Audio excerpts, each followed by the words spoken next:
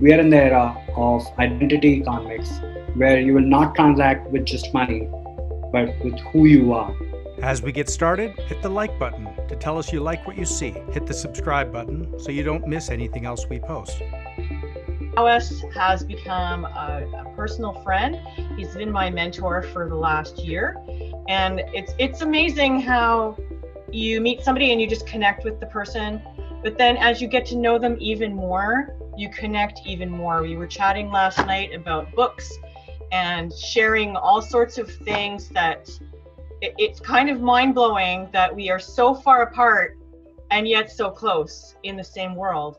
And it's thanks to Toastmasters that that's happened. Good evening, good morning, and wherever you are, good afternoon if that is also there. So first of all, I'm extremely excited to be here and share with you something about you. And this will be a fascinating journey. So one thing I'm pretty sure about, that one thing I'm not expert in is you. Now, what I'm going to do is help you navigate through some of the things that I feel. It's not a prescription, it is not a description, but it is just a perspective. So on this journey of next, say about 1 hour, we are going to together explore what is it about you and what is it about new normal. All right, so this is the agenda for the session, which is we're going to talk about you, your new self through Toastmasters, something that I discovered over my 12 years of journey with Toastmasters. And then we're going to answer your questions. So again, because I'm not the expert of you, there is a probability that I may not have the right answer, but somebody else can answer on your behalf or my behalf of what exactly you or you may not do when the things go up, right? Okay, so let's kickstart.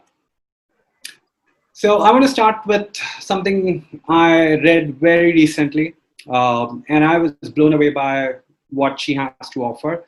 So she's Esther Perel. She is a very famous psychologist, and she has worked a lot on how the work culture is, how the relationship culture is, how the social culture is. And she has come up with this term, which is called identity economics. And it's a very fascinating word because I could relate to it directly. So what she says is that we as humans are in a very different era. For the longest time, we have been in the agrarian economics where agriculture was everything. People were staying closer to the beaches or the rivers or the source of water and heat.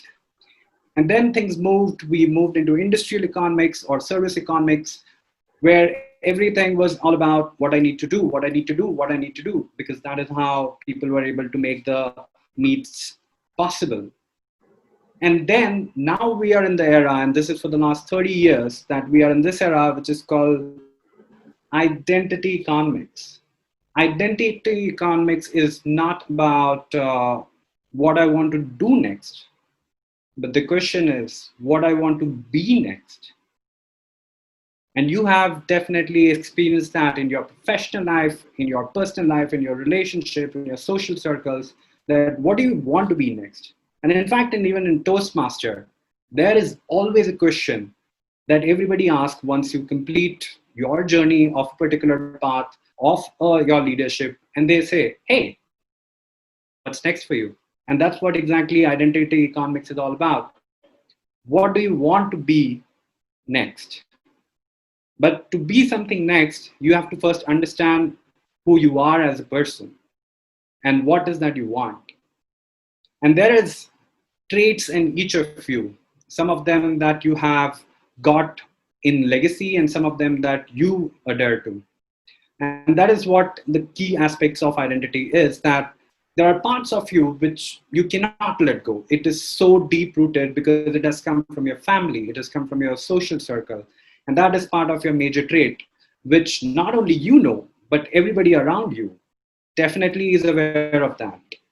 And that is what we have to explore as well, that what is that one identity that everybody can relate to? Because in the current world, yes, we are in different countries, we deal in different currency, but when you are transacting with humans, identity is the currency. And that is what you have to explore, that who are you? Do you validate yourself enough? Do you require a validation? Are you working really on what is your identity? And it is not easy. And it is not easy, that I can tell you, because to figure out what is that most important thing that you want is to ask yourself to be open to things. Because we are in this identity economics and this digital era where we are still mixing the digital and the physical era and all these things. Uh, all of us, pretty much all of us, if you are in a strict profession, you are a knowledge worker, which means that when you go to work, you are being paid for your mind and nothing else. But as humans, it's not just about knowledge. You carry some other kind of a labor. It is called emotional labor. They call it skilled labor. They don't call it emotional labor, because even when you walk into your office, it's not that your mind is just going to start working. You're not a computer. You're a human being which has emotions. Every transaction that you're going to have, whether with your colleague, whether with your boss, or even before the work starts in your family, or even just on the road, you meet somebody in the cab, or you possibly see something on the road, there is an emotion. And when you enter the work, you're carrying that emotional labor with you to do a work which is basically a knowledge worker has to do, which is apply your mind, work. And that is what we are going to discover. That's the essence of your identity. What are those emotions which are part of your identity? And I'm going to share that the thing that I've got in legacy from my parents is compassion. And no matter what I do, that is the part of my identity I really, really cannot change, because that is something which is so deep rooted. I will never be able to change no matter what it is, because it has been ingrained for over 20 years.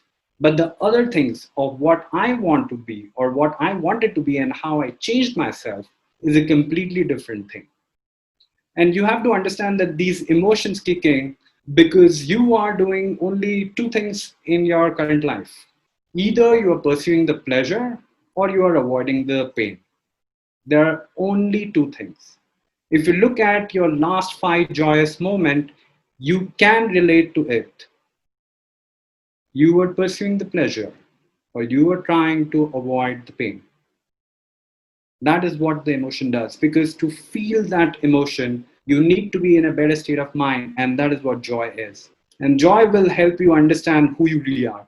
Now, once you understand a little bit more about what are the best moments to tell you that what is my identity and how do you translate it into something different, it will take some work. And for me, one of the key identity was that I always wanted to be assertive. And that was about 10 years ago. And then Toastmaster happened. And I'm going to share about my journey later half, that how I was able to convert that particular trait of identity to something I really wanted, which is peace. And a lot of factors goes into how to change your identity. So earlier, say about before 2012, you had to change your identity every 3 to 5 years. But now we are going to be in the world where you would have to work on your identity pretty much every 2 years. So what is the new you? The new you is nothing but your new identity. Something that you know that you have it, but you haven't been validated. Whether from your friends, whether from your professional circle, whether in your relationships, that needs to be validated, because that is your identity. People need to know that you transact in those emotions. And that is very key to be happy and joyful.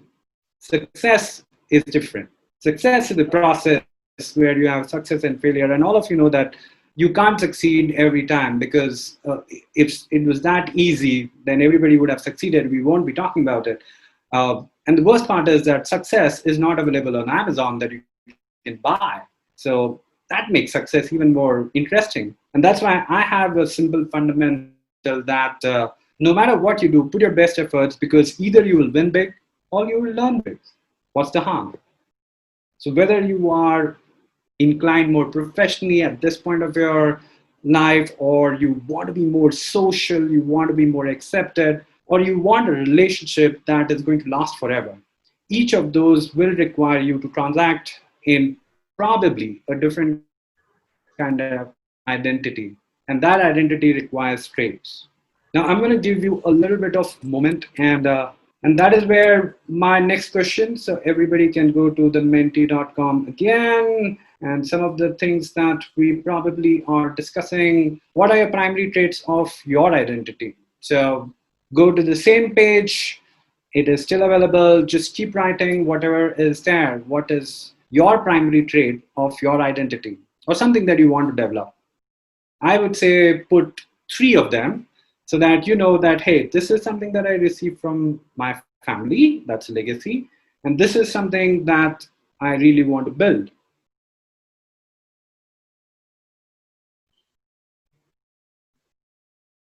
Okay. Okay.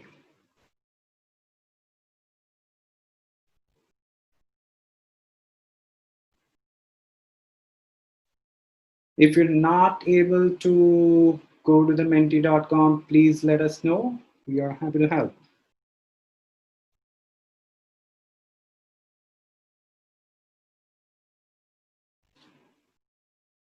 Okay.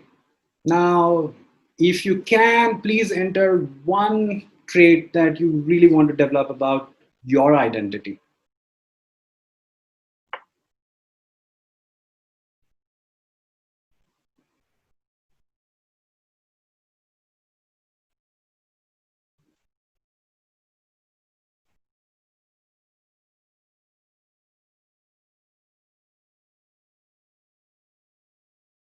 I just love the word cloud, which is moving so quickly from here to here.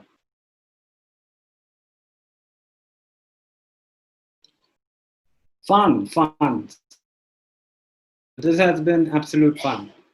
So, as you can see that everybody wants a completely different aspect of their identity, and it's not something that everybody wants the same thing. Everybody is transacting at a different point of their career, their lives, their relationships, and it's never easy, because those are the things that has helped you be who you are today. It's something that you have always pondered and you have accepted, uh, and there are sometimes self-doubts about it, that are you good enough? I mean, we have seen examples that sometimes people have doubts about how they look. Sometimes people are fat, sometimes people are very thin like me, and they all have self-doubts, that how do they look? Are they going to be encouraged at work? Are they really good enough for a relationship? Can they really have a partner? Or is my partner able to validate who I am? And these questions are often arising because of your understanding of your identity. And you have to evolve over a period of time in all spheres of life, because the new you is the real you. And you're never the same person, even if you don't do anything, because every day is different. You are waking up every day with a different set of emotions, which means they're a new. But what is the new normal? The new normal is not going to be about uh, people just looking after the money, how successful they are. People are getting into this world, and thanks to COVID, is, can I really have a conversation with this person? Does this person really care? Will this person really help me understand what I can do better? And these are not easy questions. People's mindset is changing. Suddenly, when everybody was shouting about climate change, nobody listened. But now everybody's saying, aha, breath of fresh air. That is interesting. And that's what we have to do. We have to understand that the new normal, definitely money is going to be part of it, but it is not going to be the only part of it. The real transactions will happen when you are having your identity transacted, and you have to develop that slowly and steadily. Nothing was built in a day. You cannot just read thousands of books and try to go for swimming. The first time you enter into swimming pool, it's never going to be easy. So no matter what you do, how much you read, it's a practice which it is required. And that is where a lot of things will change, because what you get stuck is something which is called anchoring. We have a self-perception about who we are, and we have anchored our thoughts in either of the space. Either you have personally put an anchor that, I'm just too tall, or, people don't accept me in a particular way at work. People don't think I'm a team worker. I don't think I appreciate my partner enough. So there can be lots of things, but there are anchors, and those are the anchors that I would want you to shake it up a little bit, because those anchors may not be necessary your anchors. That is just an experience that has come, and you've put the anchors. Your real anchors are your family core values, which has come down in terms of legacy. Those are your anchors, and that is something that you have to change. Uh, so let's see how we can do that from the perspective of Toastmaster. Oh, I like this. Somebody's annotating. All right, so we're going to talk about the core values of Toastmasters. Everybody is aware of what are the core values of Toastmasters. What we're going to talk about, the 3 traits, one of them being your legacy trait, and 2 new traits, something that you really want. You have that in you, but you really, really want somebody else to say, aha, if I meet this person, I can expect better decision making. I can definitely expect a lot of new things. That is what you would have to do.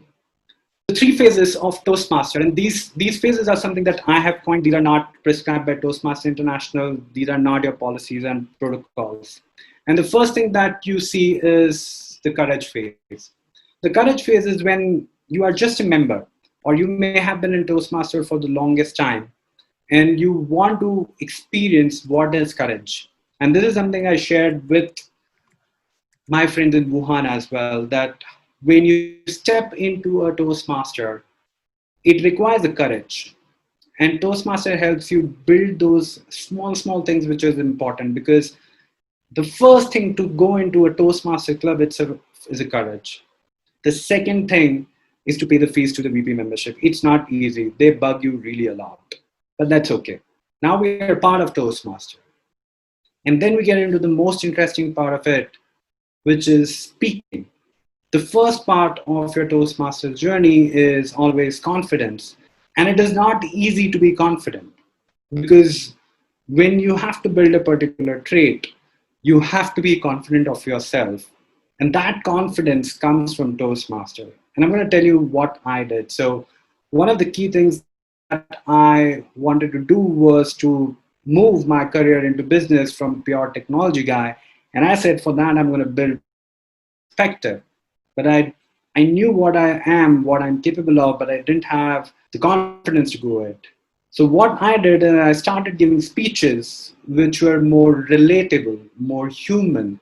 It helped me build courage. It to the point that I started believing in myself, and that is what it is required. The evaluators told me how I was becoming better. The best thing about this courage part of your journey in Toastmaster is that you can do whatever you want. And I did try something which is very courageous. So if you ask my friends from schools that how I was, so I was not a guy who used to smile. I was not funny. And I was definitely not somebody that you would want to spend time, because I was a nerd. I just used to study, and then, just crack every exam out there. And that is how I was. It was not born, but I was brought up like that. But when I participated in the first humorous speech contest, that was the most amazing experience. The amount of laughter I got in that speech is absolutely memorable. I remember this one person who was laughing the entire time. And that person was me, because nobody else laughed in my speech. That was the best experience of my life, of what I thought was funny and what people think it is funny. And I learned something very important that day, that to be funny, you have to first understand people of what is funny for them. Like a lot of you always question that I really want to just be a good person. But the definition of good is very different. For you, it is different. For me, it is different. For anybody in the world, the definition of a good person is really, really different. So first you have to understand that can you be a good person in your own eyes? You start from there. You build that courage. What is it at the deeper level it is required? And I'll tell you that's something that a lot of you probably would have observed, experienced, but have not given a thought about it. So whenever you get that little pinch or nudge from somewhere which is not gelling well with your system, which is your thought process, your emotions, specifically the emotions, your first thought is anger. Forget about thought. That is the first reaction. It's a natural neural reaction that you get angry. If something which is not applicable as per your ethos, your values, your first thing that comes up is anger. That is the go-to emotion for anything which is not as per you. And that is something that you have to understand, that it's not the anger. You don't get angry at what some person has done, but you have to go deeper and understand that I was angry. Why? Because did it disappoint me? Is it a completely different thing that the person thinks? Is it something I did which didn't gel with their ethos? And what you have to understand is these things are not easy to understand, but you have to be patient. And it took me a lot of time because I wanted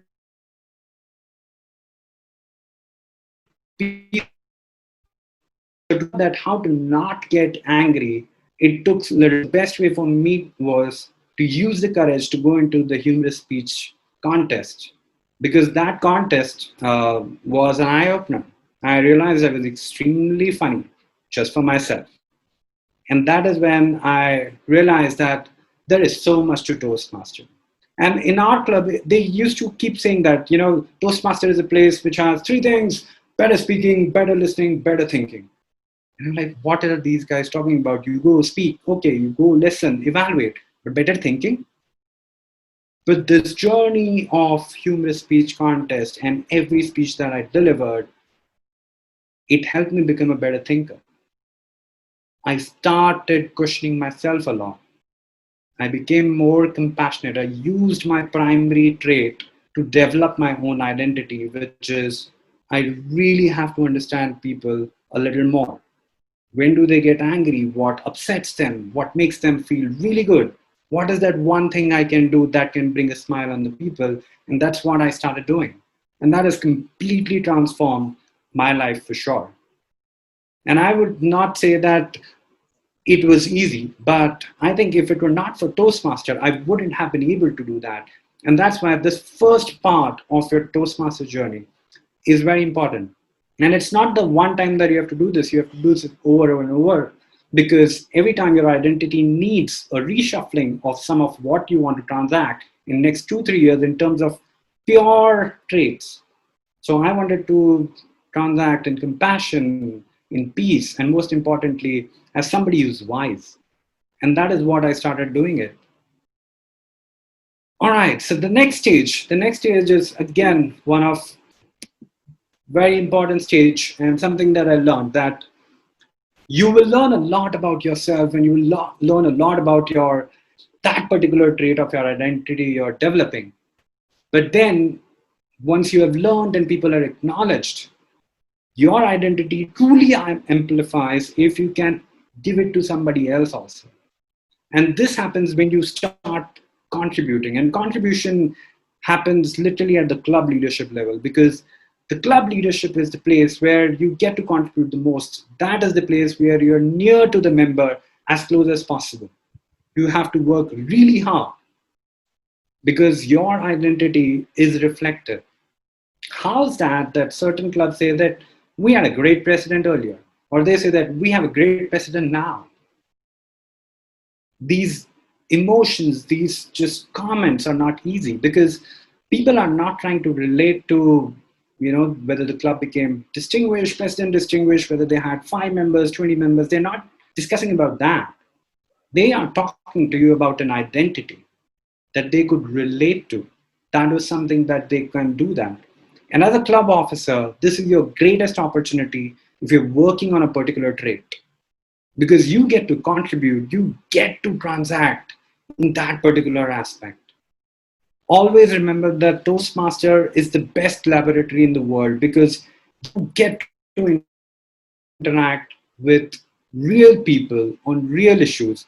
Only thing is, it is all about speaking, listening, contributing, and thinking. There are no expectations, definitely in terms of monetary. This is the place where people celebrate if you're not doing well because they think, now you know your bottom, you can really go up. So, how do you contribute? Because contribution is important. Sometimes it happens that you're a club officer and you're not ready for the role, but that's okay. Nobody is ready for the new identity, nobody is ready for the new normal. You have to get better at it because you have to be ready. World will not stop, world will not wait for you to transact. And for you to transact, your actions will speak louder than voice. You have to take key steps to make sure that things happen in a particular way. So let's give an example to this. And let's say that one of the key things that you want to contribute as a leader or something that you're working on is prioritization. That is going to be my key trait that I want to build. People can come to me and say that, hey, you know what? This person is really good at helping me prioritize because if I have seen them prioritizing the club activities, then they know more about you. They have done the same in their personal life, and they know more about you. They have done the same in professional life. This is the go-to person for prioritization. If you're not good at prioritization, start with yourself. Okay, so what is the priority of me as a club officer? What do I need to do meeting, outside the meeting, and during the meeting? If not, how do I take it to the member? What is their priority? Why do they come to the club? Can we add some value to that? Do they have goals? A lot of people won't have goals in Toastmasters. That's completely okay because that is something we expect, that not everybody should be driven by the goals because then nobody will have the time to pause, give you that insight so that you can go ahead. So the contribution phase is really important where you learn first time that you have gone up to 70%, which is required to build your confidence. You have the courage now to accept the new trade and you have shared it. Now it is about amplifying it. And that is where the contribute will come in. And the club leadership is not an easy role because you have to manage your own emotions, people's emotions. There are expectations specifically from area directors and the organization at large. Most importantly, the most difficult person to manage in the club leadership is you. It's not easy. But you will learn that all you have to do is identify what is that one thing you want to develop and start contributing that one by one to the members, but starting with yourself. And you will see that change coming up across. It will transpire so subtly in different parts of your life that you will be amazed. And that happened to me, that I was not a great speaker, but eventually when I joined a startup, they really wanted me to become the vice president for sales. And they said, you talk in stories, and that is what we like. There are so many stories that I just wanted to keep listening. I only said, I can keep speaking as long as you can keep paying me the money. That is what I want. And that helped, right? And now go to the next in the you can say the most improved or enhanced version of how to really take your trade to the maximum, because it'll take you about 1.5 years to build those small trades, but the cohesiveness that is required in leadership, that you will realize. So cohesiveness is the phase which I call the third phase. Is if you are going to serve in any role, absolutely any role above the club level, which means that you are an area director or you're a conference chair, or even if you're just a videographer in this particular session, that is your role, which means that you're no longer just keeping about people. You have to build that culture where people feel that this is important. How do you connect to people? You get to value and experience the connection which is there in human emotions. Of course, yes, people think that when you become a district leader, your ego develops and you really want something. Yes, of course, there are people. I'm not saying that there are not enough people who don't show you different traits. But you as a leader need to drive this cohesiveness. See, we all are different. Okay, and each of us are in a very different state of mind, in state of life, and in just state of your life journey altogether, because you have your own priorities. There are people around you. So usually there are three circles of yours. One is your primary circle, second is your affiliate circle, and third is your companion circle. Now, if you have all these circles of your friends, you are in a completely different zone every time. No two people will be in the same zone. Even the two people who are married to each other, they can never be in the same zone. But it is all about how do you learn cohesiveness, because uh, cohesiveness is just more than collaboration. When we talk about collaboration, people collaborate and they think that collaboration is that you put one brick, I put one brick. That is more collaboration. Cohesiveness is much more than just putting the work together. Cohesiveness is about how do you feel for each other the same way, and how do you look at some of the things that you want to achieve together. And cohesiveness, building cohesiveness requires a lot of maturity from both the sides. It is not built only by the leader, but it is also sometimes built by the followers, because sometimes the leader gets burnt out and it is the followers perspective, or it is the followers prerogative, that you have to go up to the leader and remind them of the good things that they have done, that have united the people, they have united the thought. So there was Emancipation Day in a lot of Caribbean countries over the last 1 week, and they celebrate that. And there is a lot of cohesiveness out there because it was something which is they cannot forget. They binded the people. Whether you want it or not, this coronavirus is still getting the humankind together. It's the humanity which is coming together. There is a joint force. There is no one global leader. There are leaders in different aspects of the country, the states, the departments. But as leaders in Toastmaster also, the moment you step out of the club and serve, you have to build on cohesiveness. There are people, and you will definitely see people who are very difficult to work with. And I can tell you that some of them can be really different because your identity and their identity is just not on the same page. And it is not easy to work with them, but you still have to figure out a way. One person has to be the bigger person. If not, you need a mediator. If not, you need a wall so that you don't kill each other. And that is where your value as a person will come out. Your identity is going to shine, because these things are built in you very slowly. If you can practice all of these skills in Toastmasters, there is a huge world out there who can benefit from the identity you really want to build.